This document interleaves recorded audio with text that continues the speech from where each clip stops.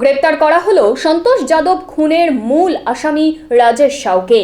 30 তারিখে সন্তোষ যাদব খুনের পর থেকে ভিন রাজ্যে গা ঢাকা দেয় খুনের সাথে জড়িত মূল আসামি রাজেশ ও তার সহযোগীরা।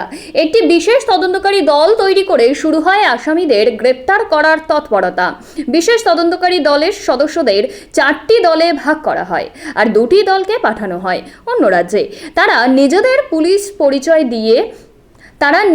পুলিশের পরিচয় গোপন করে বিহারের বেগুসরাই, কখনো উত্তরপ্রদেশের সিকান্দারপুর, কখনো ফেকনা, আবার সিকান্দারপুর, আবার বেগুসরাইয়ের থানার অন্তত প্রত্যন্ত গ্রামে ঘুরে ঘুরে একটাই প্রশ্নের উত্তর খুঁজতে থাকে। কিন্তু সেই প্রশ্নের উত্তর বরঞ্চ না পেয়ে লোকে হাসাহাসি শুরু করে দেয়। ব্যারাকপুর থেকে কোনো সিনিয়র ফোন করলেও উত্তর একটাই যে তারা জানে না।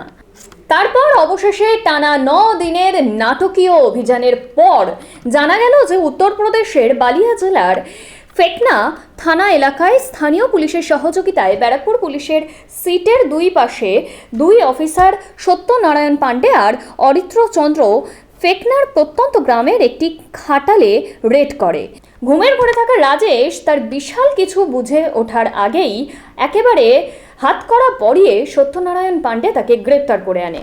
গতকাল আসামিদের বালিয়া জেলায় মহামান্য চিফ জুডিশিয়াল ম্যাজিস্ট্রেটের আদালতে তোলা হয়। তাকে আদালত 4 দিনের ট্রানজিটি রিমান্ড মঞ্জুর করেছে। 9 দিনের পরিশ্রম ভুলে 700 কিলোমিটার দীর্ঘ পথ পাড়ি দিয়ে সোজা আসামিদের নিয়ে এসে 1.5 দিনের মধ্যে আজকেই ব্যারাকপুর আদালতে হাজির করাবে তারা।